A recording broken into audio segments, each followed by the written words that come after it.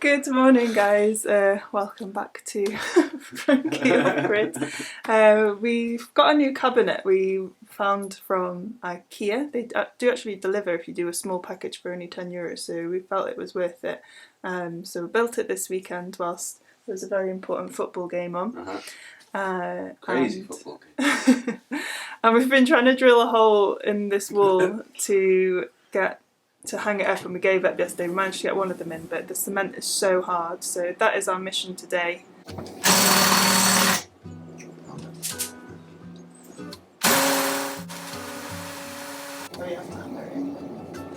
Yeah, that's the problem, isn't it?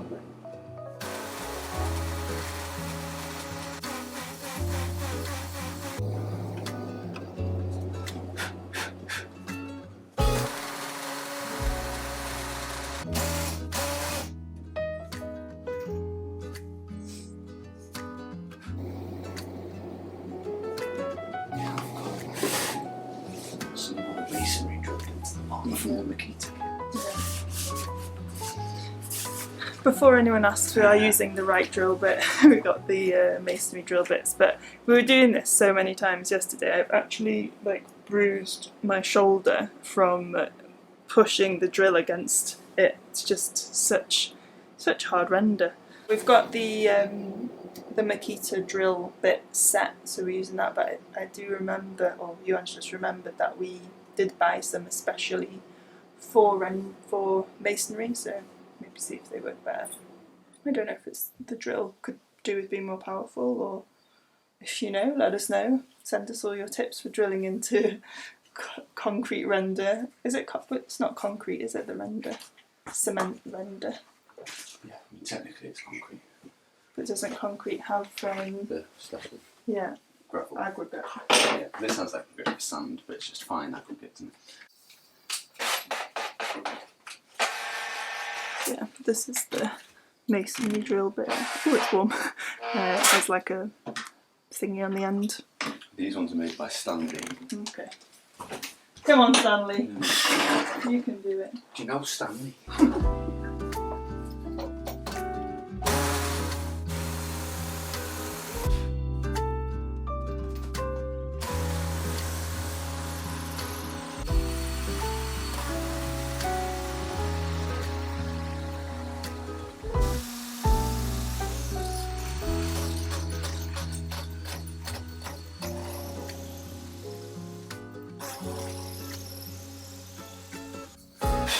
How far are we? Pretty damn far.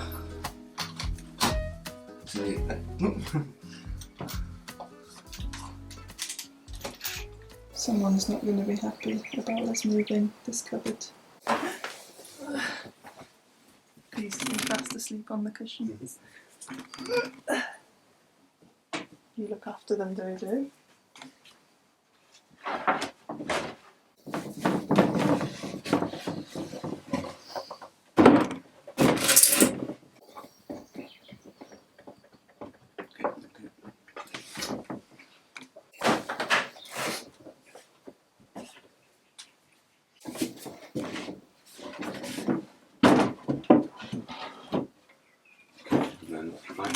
here. I can't really see.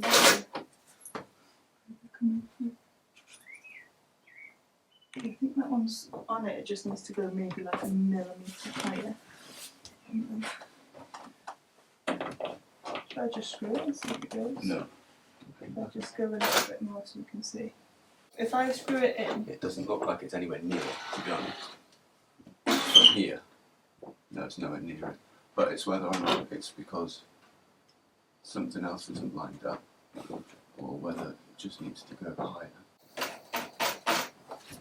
To the side. And then give that another squirt. Or two. Yeah. Awesome. So then it's what's going on under here. I just need to stick some wedges. Well, it's massive.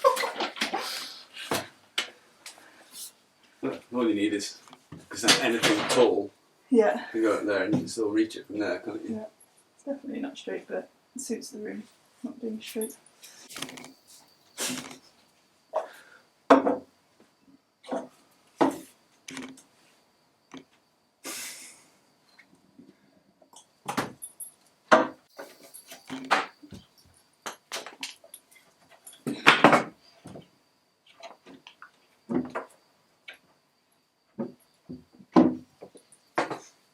Dodo, don't take that.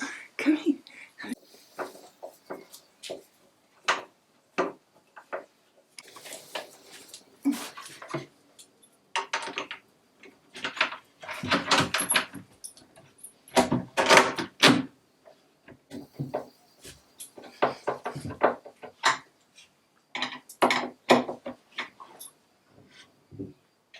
Perfect.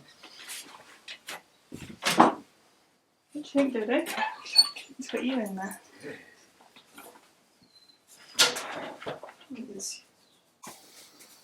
Looks like it's going to be slanted, but I don't know if it's just like a illusion.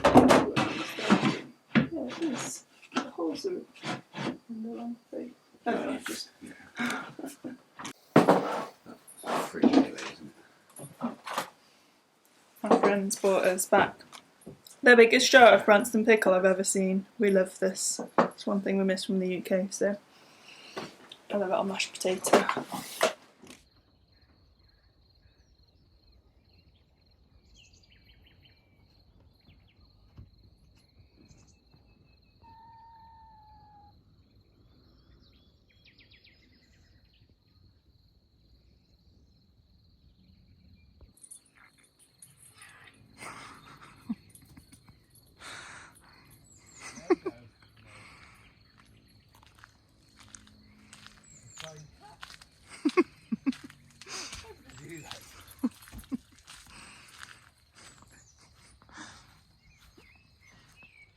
Well, we have a rainbow. We have a fire. And we have a beautiful sunset.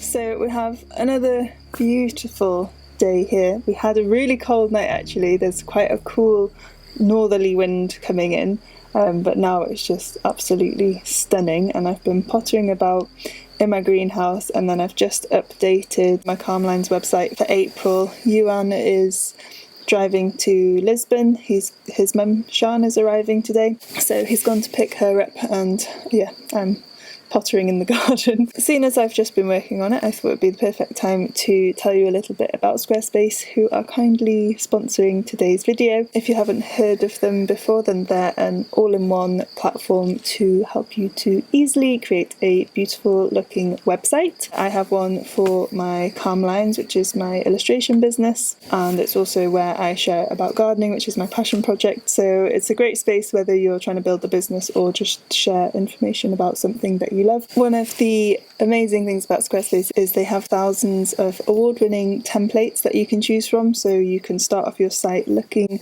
beautiful straight away, even if you have no design skills, no website building skills. You just select one, and then you can quite easily go in and personalize that to suit what you're building. And then once you start building the website, they have a really easy editing interface called Fluid Engine, which is basically just drag and drop. So whether you have text or imagery, you can just pick them up and drag them around and move them quite intuitively to be exactly where you would like them to be. As part of my illustration work, I have a shop selling both physical and digital prints. My print studio back in the UK send out any of my physical ones, and it's just been a really easy process integrating that with their commerce feature. We have a very warm dodo here that has come to tell you that if you are inspired to create a site, then you can head to squarespace.com/FrankieOffGrid for a free trial, and once you're ready to purchase a site or domain, then you get 10% off.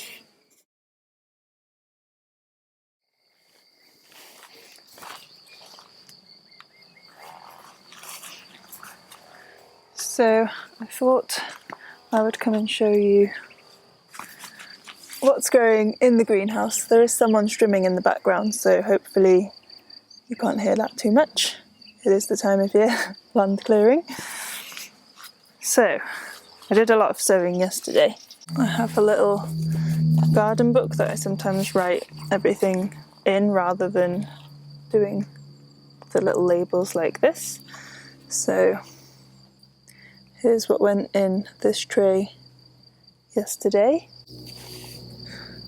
Lots of flowers. I've done some giant sunflowers and sweet corn. I've never had much luck growing sweet corn, so please send me your sweet corn growing tips. And then I've done some chickpeas. They're such a cool plant. I love growing them. I've never really had many chickpeas off them, but the leaves are really beautiful.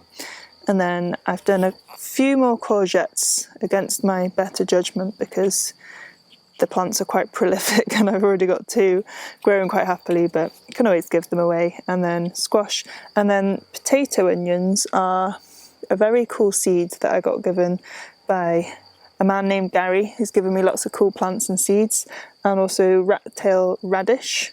So I've grown the rat-tail radish before. It has like a radish seed pod at the end that's really tasty, but I've not had any success yet with the potato onion seeds, so hopefully they do well this year. That's everything that I sowed, but I potted on a lot of stuff. So I have a big thing here of tomatoes that I've potted on. We want to grow a lot of tomatoes this year, and I always struggle to get nasturtiums to grow here. They're one of my favourite plants because the leaves and the flowers are edible, and even the seed pods you can make almost like capers with. They always die here, but I've bought loads of different seed packets, and now I have 3 healthy looking plants, which I'm absolutely overjoyed about. And then there's another one trying to grow here. Oh, there's 2 in here now. And then I've sown more because I just love them, and it breaks my heart that it doesn't grow for me here because I've seen them in a lot of the local gardens doing well. So something I'm doing, and Andrea from Project Portugal has them in her garden. So I think they struggle in the summer, but if you can keep them alive, then they start flourishing. And yeah, I've got loads potted on. Here's my courgettes getting its 3rd proper leaves now. So I can't wait for courgette season. Last video I made a carrot cake, and when the courgettes get prolific, I'm going to replace the carrots with courgettes. We had so many courgettes last year. I've got, this is called flat white pumpkin. Again, something I don't have a lot of success with is my squashes and pumpkins, but I had one last year that really took off, and it was this flat white pumpkin, and it has this big, huge white round pumpkin. It's not got loads of flesh to it, but it's very cool looking. So I'm trying that again, and then I'm going to try some more different types of squashes and butternuts, and hopefully they do better this year as well. I feel like I'm on it this year with the garden. I've got a good irrigation plan going, and I've been here 3 years now, so I feel like I've learned how to handle it. But yeah, it makes me so happy to see all these seedlings. It's honestly my happy place being here. I could just spend hours potting on things. This one is Rouge Matisse. It's an Asian green. It gets really big and it's really tasty, almost a bit like rocket. I found that one does really well here. What else does really well? Cosmos. And I love them. They're one of my favourite flowers. So I've got lots of them growing, and zinnias. If you are in zone 9 where it's hot, those two, well, zinnias, sunflowers, cosmos do really well over the summer. The cosmos come in the autumn mostly. I've currently got loads of Californian poppies. They've been doing really well here. So I've got a few new ones that I'm trying, so I'll let you know how I get on with those.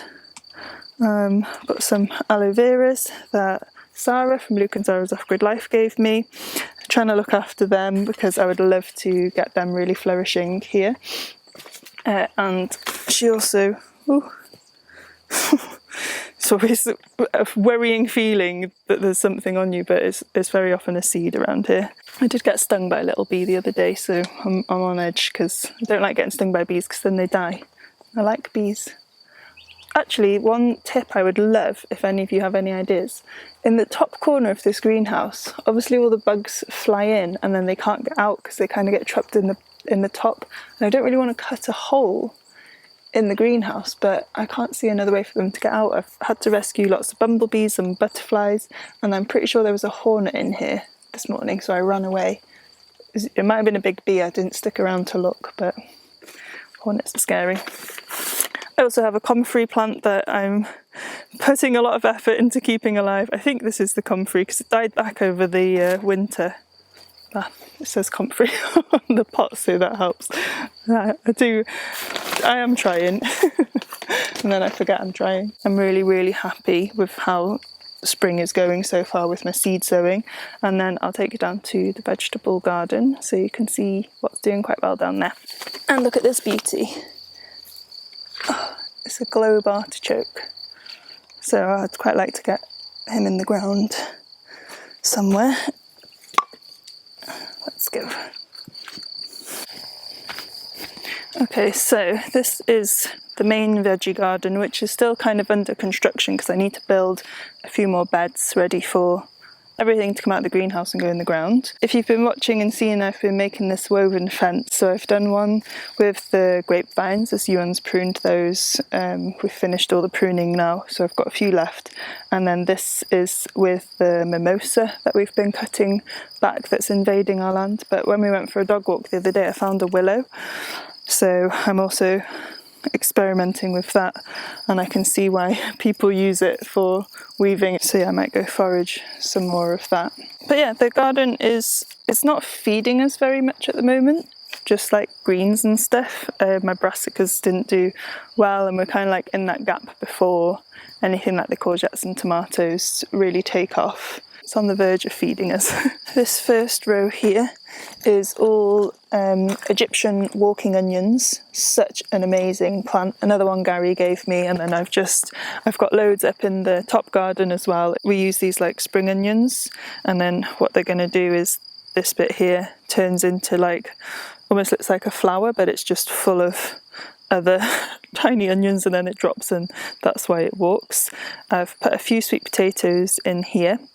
And then we have charred perennial leeks. We've not used them much. I need to find some recipes. I might try and make some soup with those. And then the cabbages have pretty much all gone to seed, and they're so tall. This one grew taller than me. This has been in the ground for like over 2 years now. The trunk on it is enormous, but the chickens love the leaves, so I've mostly been growing them for them. And then our asparagus are just doing this thing where they grow really long bits like this that aren't edible yet, and the edible bits are really small. So I think I'm going to leave it another year before I start picking. I did eat one the other day, I can't resist them. Very yummy. And then this bed is mostly onions. The soil is not great here, it needs a bit more work. I've been putting lots of compost in, but I think the raised beds I did around here is working better because it's just so sandy and dry. But they're doing okay. I need to come and pick the rest of this purple broccoli. And as you can see, a lot of the cabbages are going to seed. You can still eat these bits though, they're yummy. You kind of use them like broccoli. And then we've got one cabbage that we might actually get to eat this year. They either get had by the chickens or start bolting. So this second bed is another one filled with brassicas, a very flower-filled broccoli now. Again, this one just went to seed before it got to an edible stage. The chickens will be happy though. They've broken in down here and scratched up all the mulch and pecked the one cabbage that was going well, so they are now banished until I fence it in enough. We're going to be adding some more fencing for them to have another area to run around in, so that, because I just let them out because I feel sorry for them. And then they destroy my garden. The mulch is helping, but again the soil it's looking a bit better in this one. But yes, I'm working on my composting methods. And then this third bed is one that I made the woven raised bed style, and then I packed this with donkey manure, which is why there are so many mushrooms, and then a couple of bags of bought compost. And yeah, it's a much better growing medium. Apart from all the mushrooms, I don't know if it's a bad thing having all these mushrooms in here, and I don't know what type they are. They kind of scare me a bit. I would never forage mushrooms, I'm too scared. But again, we have onions in here, a few peas at the back, and some struggling brassicas. And then I have some radishes and beetroots that I've sown, but Joao, our black cat, loves to come and roll around in here, and just this area he seems to just scratch up. So we're lucky we don't have to battle slugs here, but the chickens and cats, and sometimes Diogo running through it is our biggest challenge. Then I also have a few leeks, very slow growers, and some pansies at the end. Another one of my favourite flowers because they're edible. And then yeah, fourth bed I'm currently working on. So I want to make a woven outline around here as well. It's a bit time consuming, but it's a lovely job when I do have the time. I'm going to try a different method with this one, so I'll show you when I do it. And then I showed before that I'm trying this composting method here. This is just cut grass and sawdust from when we've been chopping wood. And that's breaking down quite nicely, and I just come and like turn that, and the heat from the sun is helping to heat it up and make it break down faster. So once I've done that, I'm going to just truck it on top of here, but it's not very much for the size of the bed, so I need to get some more on the go. It's just in an experimental phase at the moment. And then I have one more bed. This one's going quite successfully. We've got all the potatoes, and then the peas are doing pretty well. I've not found one to eat yet, but I do eat the pea shoots sometimes. Oh, hello carpenter bee. A big blue bee. You're liking the broad beans. I've put a few beans in here that were in the greenhouse. I sowed them in seed trays and they didn't seem to like it very much because they're just a bit too big for them. I think they're green beans. And then the broad beans, one of the most underrated plants ever because they smell amazing at the moment, just like almost like sweet peas. And then they're obviously making a delicious bean. They're fixing nitrogen into the soil. They look beautiful. They're covered in aphids, but they seem strong enough to resist them. I mentioned this in another video about the aphids. One of the suggestions was just to kind of leave the two plants as what's the word? Sacrificial plants, and kind of let the aphids take over there. So I'm doing that, and the plants are just about surviving it.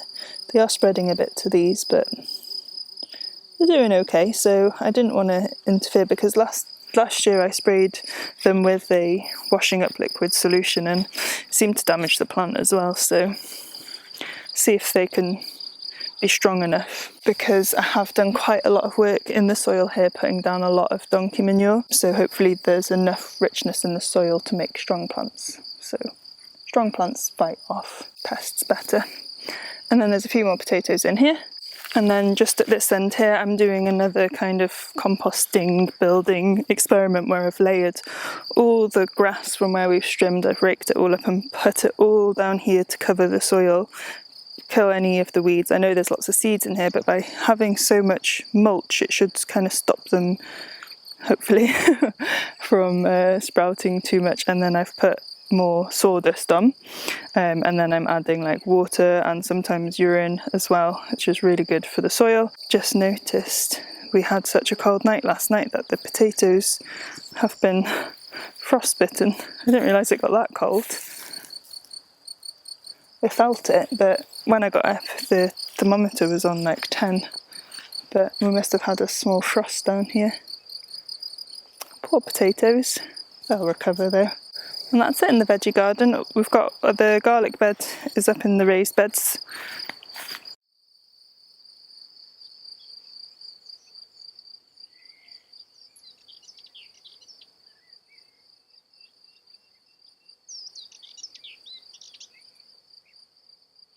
I'm just up here by the raised beds. They're mostly filled with garlic, and we're going to interplant with tomatoes and peppers. And then in here I've got lots of salady stuff, some coriander that's doing really well, some beetroots and carrots.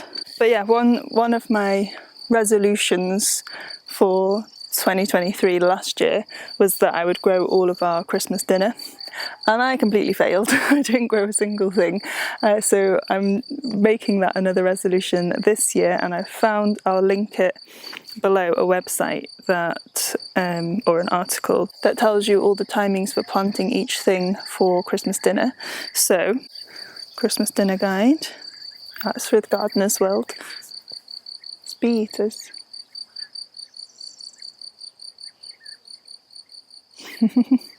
So many bee eaters around now, it's so nice.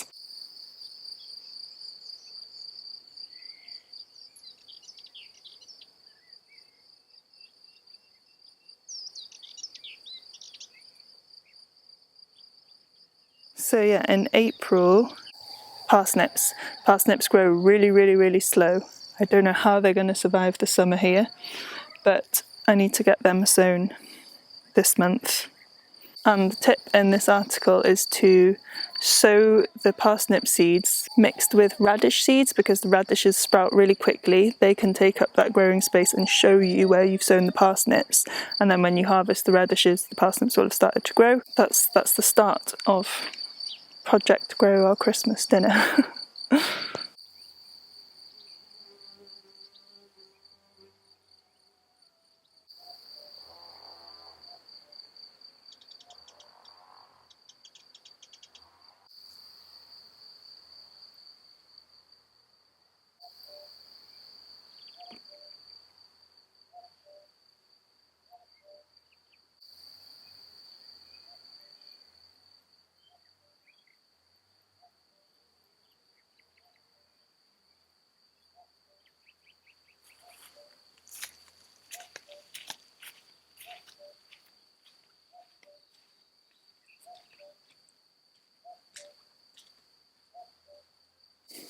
I realised we also didn't show you the final reveal of this cupboard. It's weird how different it makes this space feel, having a big cupboard up here. It is a beast, which we needed. I think we're actually thinking of putting up a second one. And yeah, just having a cupboard, it feels like a kitchen, like a proper kitchen now, which is really nice. I'm really scared that it's going to fall off the wall still, but fingers crossed that's not going to happen.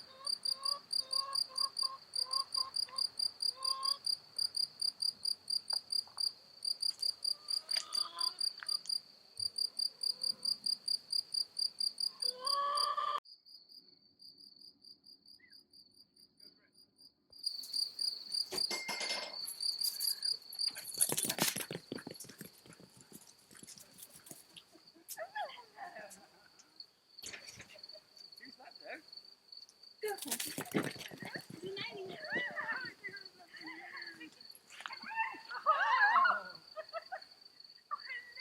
sausage, look who it is.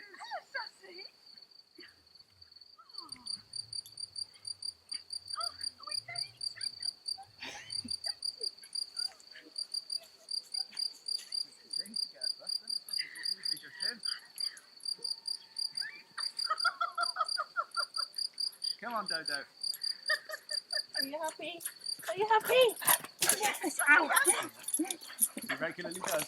Huh? Dodo, take Frankie out. Did she? She just like breaks the Oh, hello there! How are you, my darling? Good, how are you? Oh, lovely to be here at last. The weather is so perfect.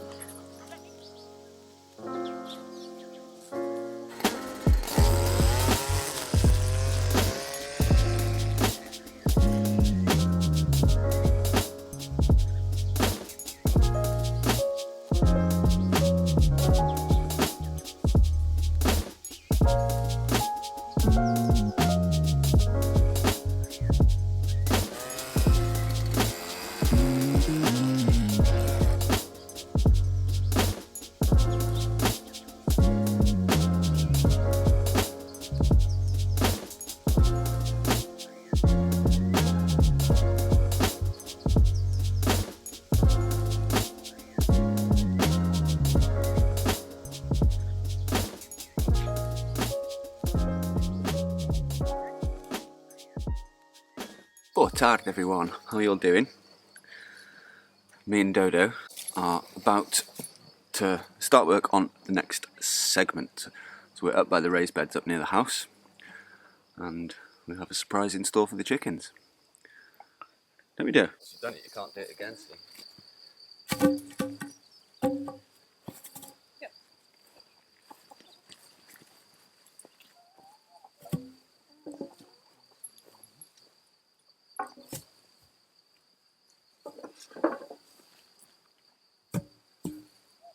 Pretty much one every 3 steps, so that helps. And are you having an angle here? No, it'll be straight through that. Straight through this? Yeah.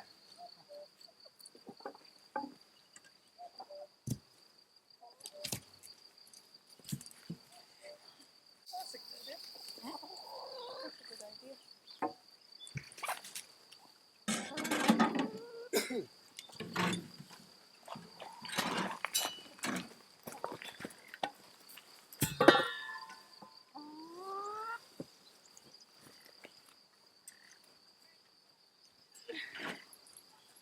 We're not too bothered about plum and stuff, are we? Not what? Plum.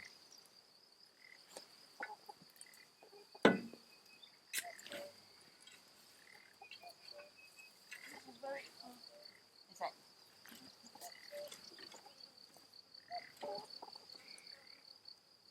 Good stuff though. Is it chicken compost? Yeah. It needs 9 months. Yeah. Yeah, just that corner.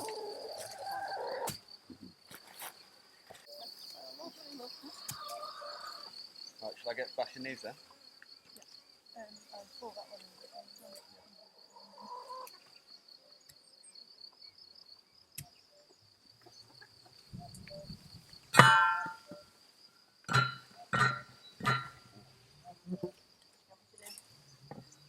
Have a go if you want. It's probably one of those I shouldn't really be doing. Yeah.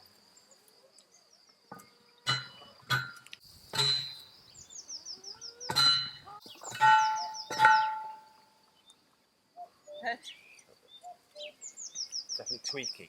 Yeah. I think it's the impact in it.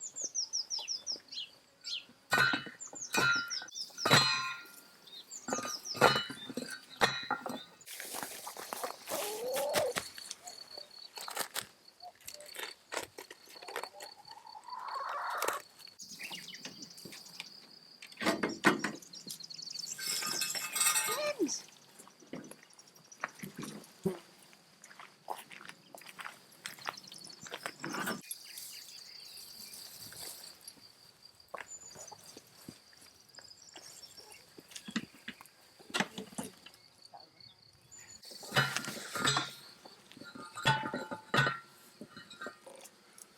case you're wondering why I'm not doing any of the banging, it's because of my broken ribs before you start.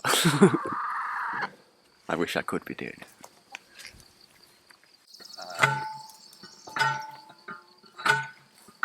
So you've probably guessed we're doing chicken fencing. So we're going to try rotational grazing, so we can try and let this on the other side recover a bit, because it's looking a bit rough.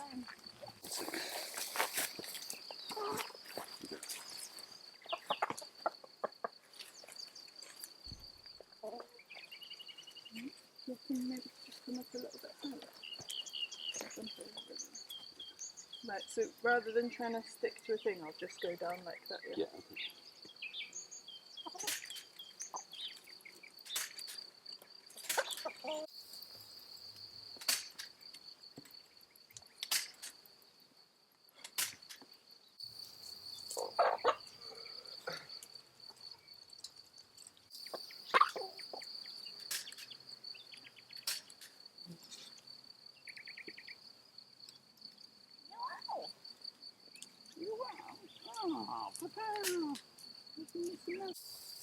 Savoury kind of spices, really. Yeah.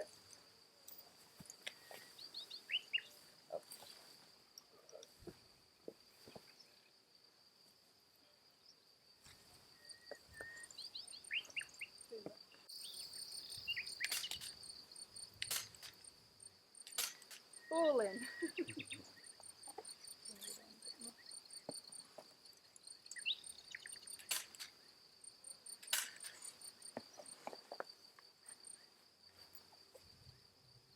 They'll go crazy once they've been in here.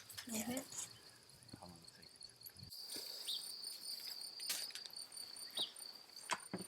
Corners. Probably.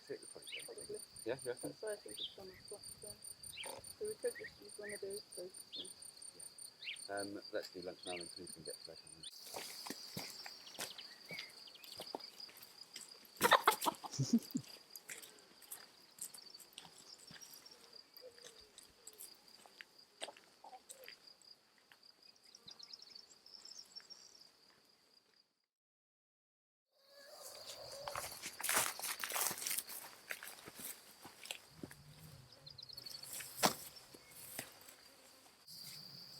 A bit higher.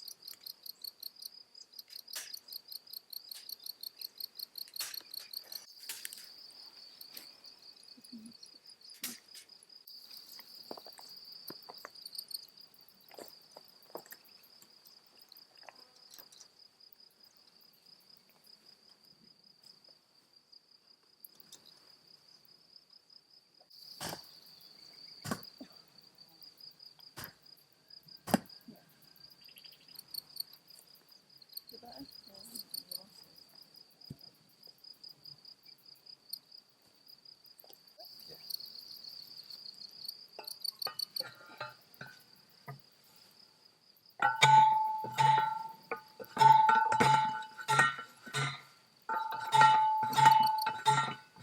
People say just to do. That's with ones that weigh 20 kilos. Yeah.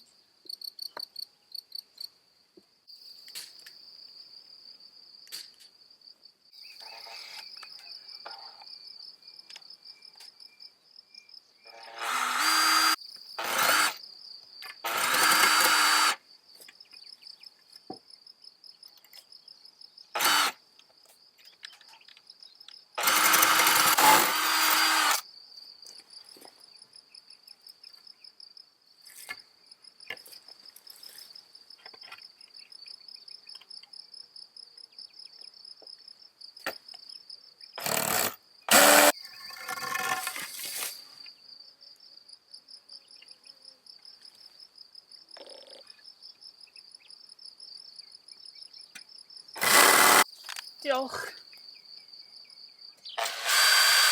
Sean, can you pick up 3 plugs off the table for me? What did we decide in the end? Maybe bring me both, please.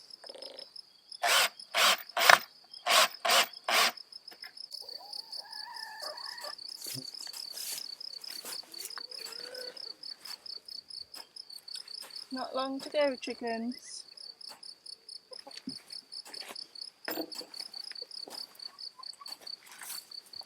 Should probably stretch a bit, even though it is inside there, so it should be right.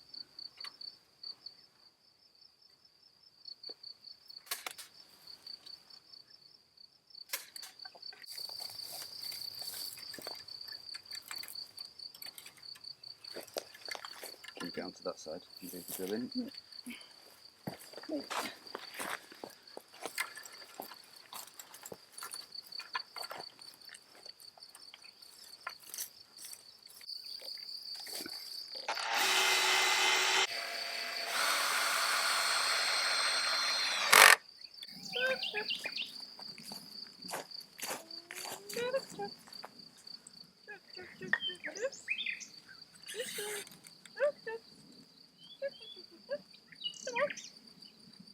Did it? No. But we can just put another gate.